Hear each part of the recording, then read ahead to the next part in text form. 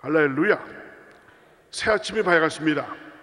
또 오늘도 좋은 날이 될 줄로 믿습니다. 주님께서 예배하신 귀한 날에 여러분들 첫 시간을 주님 앞에 바치신 여러분들을 주님께서 기억하시고 오늘 순간순간 1분 1초 단위까지 주님께서 깊이 여러분과 손잡아 주셔서 하시는 모든 일에 주님의 놀라신 은혜가 넘쳐날 줄로 믿습니다. 주의 은혜가 넘칠지어다. 아멘. 저는 오늘 사도행전 1장 8절 딱 한 절을 가지고 땅끝까지 이르러 라는 제목으로 같이 은혜를 나누고자 합니다. 한번 제목 따라 하실까요? 땅끝까지 이르러. 땅끝까지 이르러. 여러분, 사도행전 1장 8절이라고 한다면 우리 순복음교회 오순절 성령운동 하시는 분들에게 있어서 성경에서 가장 중요한 구절 중에 하나라고 하는 것 잘 아실 겁니다. 다른 구절은 모르셔도 이 구절은 하도 많이 귀에 또 듣고 또 입으로 여러분들께서 또 많이 읽으시고 또 외우시고 하셨기 때문에 우리 순복음교회 성도 무엇보다도 이 새벽 예배 나오신 분이라고 한다면 이 구절에 대해서 잘 아실 것 같아요. 그래서 오늘은 이 시간에 1장 8절 이거 하나 갖고 한번 하나님께서 주시는 그 은혜가 어떤 것인가 이미 다 잘 알고 계시는 그런 내용입니다만은 구슬이 서말이라도 꿰야 보배다 라는 그런 말이 있는 것처럼 이 시간에 한번 하나하나 구슬을 꿰볼까 합니다. 우리 사도행전 1장 8절 다 같이 한번 외우실까요? 화면 보시면서 혹시 또 모르니까 또 새벽에 또 나오셔서 또 이렇게 아주 빨리빨리 화면을 또 이렇게 자막을 잘 해주시는데 우리 한번 감사의 박수 한번 드려볼까요? 감사합니다. 우리 큰 소리로 한번 1장 8절 우리 한번 다 읽어보시겠습니다. 시작. 오직 성령이 너에게 임하시면 너희가 권능을 받고 예루살렘과 온 유대와 사마리아와 땅끝까지 이르러 내 증인이 되리라 하시니라. 할렐루야. 아멘. 믿으십니까? 먼저 어제도 살짝 마지막 부분을 했습니다만은 이 사도행전 1장 8절을 우리 당정 목사님께서는 세 가지 중요한 단어로 요약을 해주시죠. 성령, 권능, 증인. 성령, 권능, 증인에 대해서 먼저 말씀을 드리도록 하겠습니다. 여러분과 제가 자막 또 나와 있죠. 여러분과 제가 사도행전 1장 8절을 지금 쭉 외우신 분들 계시고 읽으신 분들 계시는데요. 그 내용을 요약하면 중요한 단어가 딱 세 개가 나오는데 성령이 임하시면 권능을 받고 내 증인이 되리라. 그래서 핵심 단어가 이 세 단어가 되고 있습니다. 한번 따라 하실까요? 성령, 권능, 증인. 이 세 단어만 아시면은요 거기다가 살만 붙이면은 1장 8절이 되는 거예요. 오직 성령이 임하시면 너희가 권능을 받고 내 증인이 되리라. 그렇죠? 그런 의미에서 다시 한번 해보겠습니다. 성령, 권능, 증인. 먼저 오직 성령이 너에게 임하시면 이 부분을 잠시 살펴보기를 원합니다. 한번 따라 하실까요? 오직 성령이 너에게 임하시면. 여러분, 새 시대에 새로운 사명을 수행하기 위해서는 성령이 필요합니다. 여러분, 서리 집사 임명을 받으신 분, 이제 9월 5일 날 며칠 안 남았어요. 9월 5일 수요일 날에 장로 장립, 안수 집사 안수, 또 권사 임명, 재직 임명식이 있습니다. 서리 집사님으로 임명받고 또 안수 집사님으로 안수 받으시고 권사님으로 임명 받으시고 장로 장립이 돼서 안수를 받으시면 새로운 사명을 가지게 되시는 거거든요. 근데 하나님께서 새로운 그런 일을 맡기셨는데 옛날 모습 그대로는 이거 안 되는 거거든요. 그렇기 때문에 그 새 시대의 새 사명을 감당하기 위해서는 내 능력이 아닌 하나님으로부터 나오는 성령의 능력을 받아야 되는 줄로 믿습니다. 여러분, 예수님께서도 그 공생의 활동을 시작하시기 전에 침례 요한에게 요단강에서 침례를 받으셨을 때 그 요단강물에 들어가셔서 나올 때 성경을 보니까 하늘에서 성령이 뭐같이 내려오셨다고 그랬어요? 비둘기같이. 비둘기는 별로 날지 못하는 것 같은데요. 우리나라에 있는 비둘기들은 그냥 살이 포동포동 쪄가지고 닭둘기라고도 얘기를 하는데, 동남아시아에 갔더니요, 홍콩 또 인도네시아에 갔더니 비둘기를 세상에, 중국 식당에 갔더니 비둘기를 요리를 해서 나오는 거예요. 근데 요리 나온 걸 한번 보니까 우리나라에 있는 이게 뚱뚱한 이 큰 비둘기가 아니라 아주 조그만 참새 같은, 여러분들 새벽부터 음식 얘기를 해서 그렇습니다만은, 그래서 그 참 희한한 걸 다 먹는다, 이런 것들 제가 생각을 했었는데요. 성령이 비둘기 같이 내려서 주님과 동행하신 그런 모습을 보게 됩니다. 그래서 주님께서 누가복음 4장 18절 19절에서 누가복음에 기록된 첫 번째 설교를 하실 때 나사렛 회당에 들어가셔서 주님께서 이사야서를 쫙 펼치시고 그것을 갖고 첫 번째 설교를 하셨는데요. 유명한 구절이 누가복음 4장 18절 19절입니다. 주의 성령이 내게 임하셨으니 이는 가난한 자에게 복음을 전하게 하시려고 내게 기름을 부으시고 나를 보내사 포로된 자에게 자유를, 눈먼 자에게 다시 보게 함을 전파하며 눌린 자를 자유롭게 하고 주의 은혜의 해를 전파하게 하려 하심이라 하였더라. 아멘. 그래서 주님께서 이 땅에서 공생애를 시작하시는 그 순간에 침례를 받으실 때 하늘에서 성령이 비둘기같이 임하셨고, 또 누가복음에서 첫 음성을 내셔서 말씀하신 그 첫 음성이 주의 성령이 내게 임하셨으니 라는 그 말씀 한번 따라 하실까요? 주의 성령이 내게 임하셨으니, 주님의 성령 내게 임하사, 쭉 나가는 그런 복음성가도 있지 않습니까? 주님의 성령 내게 임하사.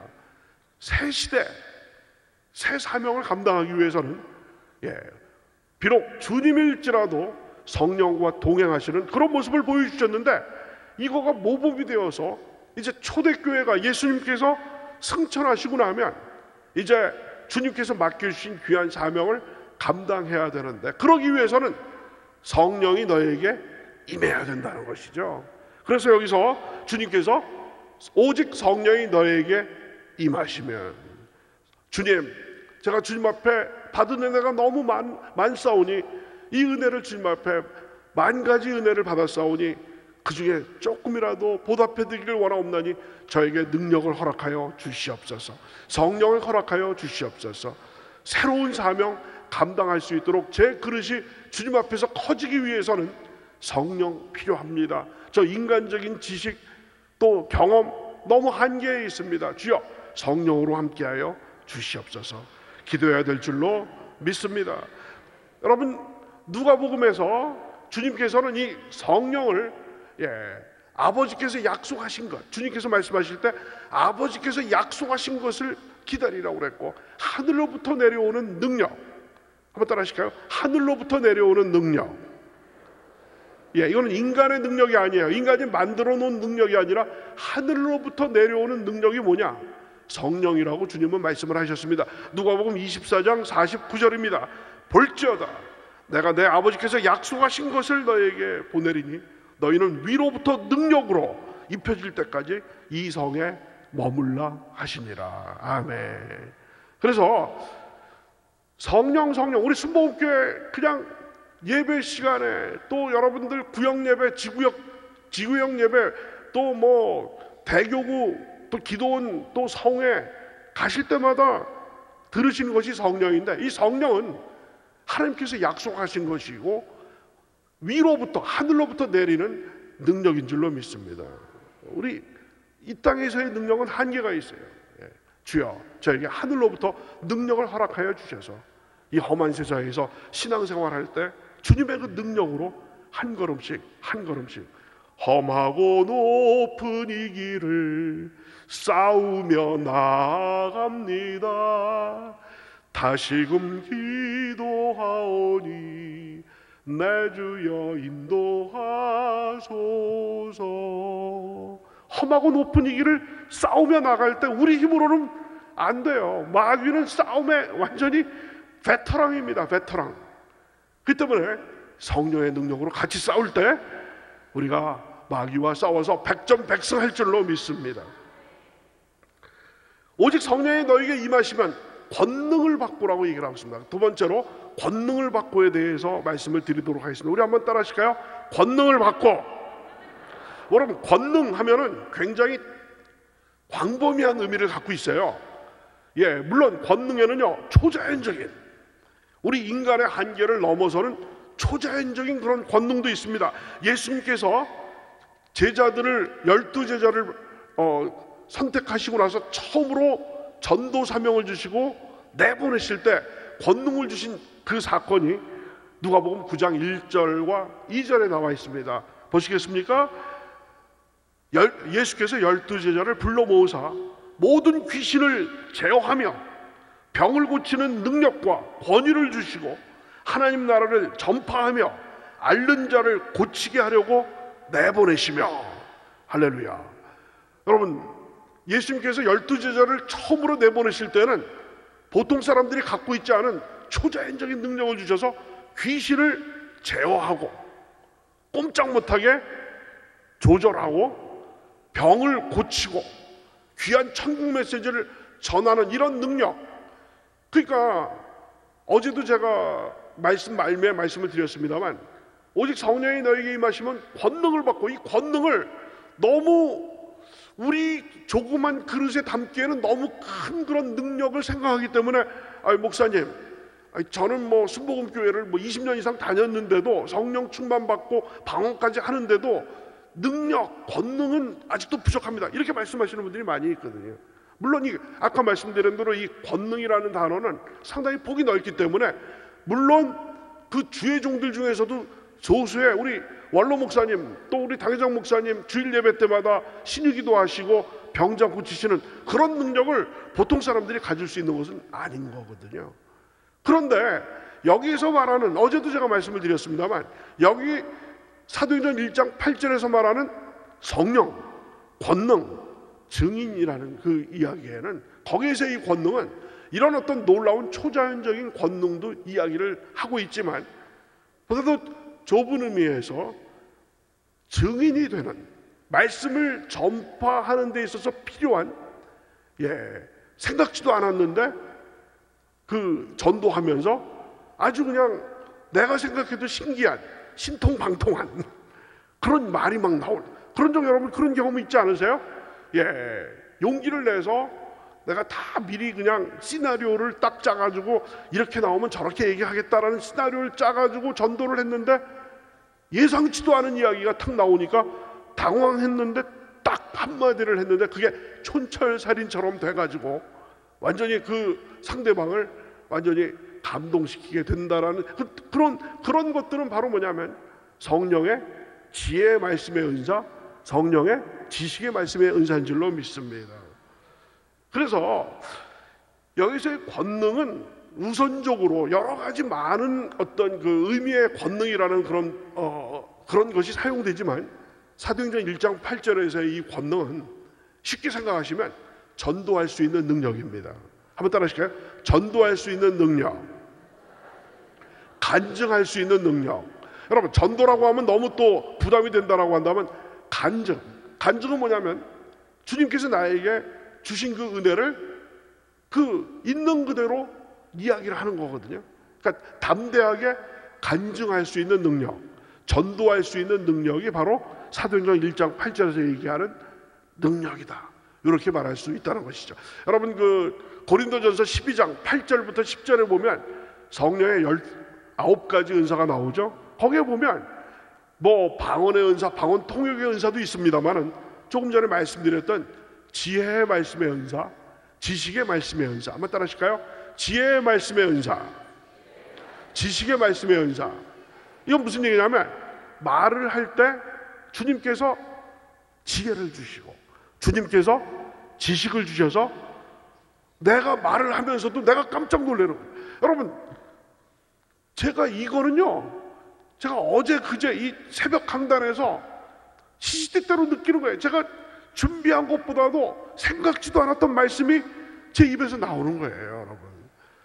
그런 거 보면, 그 김호성 목사 준비한 건 너무 형편없고 그러는데 또 그때그때마다 주의 말씀은 진리의 말씀이고 이 자리는 인간의 자리가 아니라 하나님께서 역사하시는 자리이기 때문에 순간순간에 생각지도 않았던 그런 말씀을 주시는 거거든요. 이런 거 보면 정말 성령께서는 살아계셔서 지금도 주의 백성들, 주의 종들을 붙잡아 주셔서 말씀할 때 인간적인 생각을 제거해 주시고 성령께서 원하시는 그런 말씀으로 넣어주시는 거예요. 넣어주시는 거예요. 그래서 그런 걸 보면서 주님 감사합니다. 정말 한없이 부족하고 실수덩이고 참 제대로 아는 것도 제대로 없는데 주님께서 지혜의 말씀의 은사, 지식의 말씀의 은사를 순간순간 주셔서 이렇게 새벽에 나오신 성도님들 또 이 귀한 강단에서 말씀 증거할 때 그때 부끄럽지 않게 하시고, 물론 부끄럽습니다만은 그때마다 하나님께서 필요한 말씀을 주시는구나 하면서 얼마나 감사하고 정말 생각수록 넘치는 감사를 드릴 수밖에 없는 줄로 믿습니다. 그래서 고린도전서 12장 8절부터 10절에 나와 있는 9가지 은사 중에서 그 우리가 편안하게 전도했을 때인 편안하게 복음 증거하고 또 그 간증하기에 아주 적합한 그런 은사들이 많이 있습니다. 한번 잘 들어보시기 바랍니다. 8절입니다. 어떤 사람들에게는 성령으로 말미암아 지혜의 말씀을, 어떤 사람에게는 같은 성령을 따라 지식의 말씀을, 다른 사람들에게는 같은 성령으로 믿음을, 어떤 사람에게는 한 성령으로 병 고치는 은사를, 어떤 사람에게는 능력 행함을, 어떤 사람에게는 예언함을, 어떤 사람에게는 영들 분별함을, 다른 사람들에게는 각종 방언 말함을, 어떤 사람에게는 방언을 통역함을 주시나니. 아멘. 제가 이 손가락으로 9가지를 다 이제 카운트를 쭉 했습니다. 이 중에서요, 아까 말씀드렸던 지혜의 말씀의 은사, 지식의 말씀의 은사, 또 믿음의 은사. 여러분, 믿음의 은사 이런 거는요, 병 고치는 은사 이런 거랑 또 달리 우리가 사모할 수도 있고, 여러분 이전에는 가지지 못했던 큰 믿음이 생길 때 이거는 하나님이 주신 믿음인 거거든요. 믿으시면 아멘 하시기 바랍니다. 이건 믿음의 은사예요. 또 영분별, 여러분 자꾸 믿음은 들음에서 나고 들음은 그리스도의 말씀으로 말미암았다. 한번 따라 하시겠습니다. 믿음은 들음에서 나고 들음은 그리스도의 말씀으로 말미암았느니라. 자꾸 이렇게 모이셔서 들으시고, 또 당회장 목사님, 또 우리 원로 목사님 말씀 들으시고, 여러 우리 교구장님들 말씀을 들으시고, 또 우리 지구장님들, 지구장 장로님들, 또 지역장님들 말씀을 자꾸 듣다 보면 우리도 들은 풍월로 또 말씀에 대해서 우리가 알 수 있는 거거든요. 그러다 보니까 영을 분별할 수 있는 그런 능력이 있게 되고, 또 방언, 우리 금년 2018년에 우리 모든 성도님들이 방언할 수 있도록 하나님께 기도하자라고 우리 연초에 우리 당회장 목사님께서 말씀을 하셨는데, 우리 방언 말하는 이런 것들은 우리 너무 그 거창하지 않은 그런 은사라고도 할 수 있는 거거든요. 그래서 바로 오직 성령이 너에게 임하시면 너희가 권능을 받고라고 할 때 이런 말씀 전할 수 있는 권능, 또 우리가 자유롭게 담대하게 쭈뼛쭈뼛하지 않고 부끄러워하지 않고 수줍어하지 않고 담대하게 복음을 증거할 수 있는, 이것도 능력이라는 거예요. 권능. 그러니까 너무 어렵게 생각하지 말라라는 것이 그런 말씀을 그런 쪽으로 제가 말씀을 드립니다. 그리고 사도행전 1장 8절은 우리에게 무엇을 가르쳐주고 있냐면요, 성령이 임하시면 너희가 권능을 받고, 이건 우리가 어떻게 할 수 있는 게 아니에요. 여러분, 우리가 노력한다고 성령이 임하게 되는 게 아니거든요. 우리가 노력한다고 그래가지고 권능이 임하는 게 아닌 거거든요. 이거는 전적으로 하나님께서 뜻하실 때 성령을 주시는 거고 뜻하실 때 권능을 주시는 거거든요. 그 때문에 우리는 뭐냐면 기다려야 된다는, 기다려라. 계속해서 어제 그제 기다림에 대해서 말씀을 드리고 있는 것이죠. 어제도 제가 말씀을 드렸죠. 그냥 은혜 받아가지고 빨리 가서 복음 증거해야 되겠다, 하나님의 일을 해야 되겠다, 준비도 안 됐는데, 성령이 채워지지도 않았는데, 능력이 채워지지도 않았는데, 나갔다가 와 열심히 하다가 반응이 없다 보니까 제풀에 지쳐버리는, 번아웃 됐다라고 하는. 여러분, 최신 핸드폰을 여러분께서 사셨는데, 요즘 무슨 뭐 노트라고 그래가지고 최신 핸드폰이 나온다고 그러거든요. 아무리 최신 핸드폰을 사셨다 할지라도 충전을 안 하시고 나가면은 1분이라도 통화가 가능합니까? 여러분, 아무리 최신 가장 고가의 핸드폰을 사셨다 할지라도 충전을 해야지, 이게 100% 충전이 돼야지 그거 갖고 하루 종일 통화하고 문자 보내고 그래도 이게 가게 되는 것처럼, 여러분, 오직 성령이 너에게 임하시면 너희가 권능을 받고, 그 성령 임하고 권능 받을 때까지 기다려야 되는 거예요. 그러니까 기다리는 것도 낭비가 아니야, 시간 낭비가 아니라 이 기다림도 하나님의 큰 계획 안에, 요즘 뭐 빅픽처가 유행이라면서요. 빅픽처, 하나님의 그 큰 그림 속에 기다림도 있는 거예요. 우리 순복음 교인들이 그냥 불러 해가지고 이리 뛰고 저리 뛰고, 옛날에 빨간 가방에 구역장들이 열심히 다니시고, 우리 그 목사님들, 전도사님들은 산에 기도하러 가면 나무뿌리 2개를 뽑는다, 3개를 뽑는다. 다 좋은데 그거 전에 그런 어떤 그 열심 있는, 그 누구도 따라올 수 없는 열정으로 하나님의 일을 하는 것도 중요합니다만은, 그 전에 우리가 주유소에서 그 탱크, 자동차 그 탱크에다가 그 휘발유를 가득 채우듯이, 또 말씀드린 대로 핸드폰에 충전을 100% 하는 것 같이 우리가 주님 앞에 체험을 받아야지 그것을 연료로 해서 나가게 되는 줄로 믿습니다. 그 다음에 성령, 능력, 증인, 특별히 내 증인이 된다고 그랬어요. 내 증인. 그 얘기는 뭐냐면 예수님의 증인이 되는 겁니다. 예수님의 증인. 그러니까 예수님의 증인 되는 건, 증인이라는 게 뭐냐면 눈으로 목격한 것을 그대로 이야기를 하는 거예요. 어려운 게 아니에요. 무슨 뭐 증인이 되기 위해서, 복음 증거자가 되기 위해서 무슨 신학교에 들어가 가지고 조직 신학도 공부하고 교회사도 공부하고 성경 신학도 공부하고 이런 게 아니라, 내 증인이 된다는 얘기는 예수님께서 우리에게 무엇을 해주셨는지, 예수님께서 나에게 무엇을 해주셨는지 간증하시면 되는 거예요.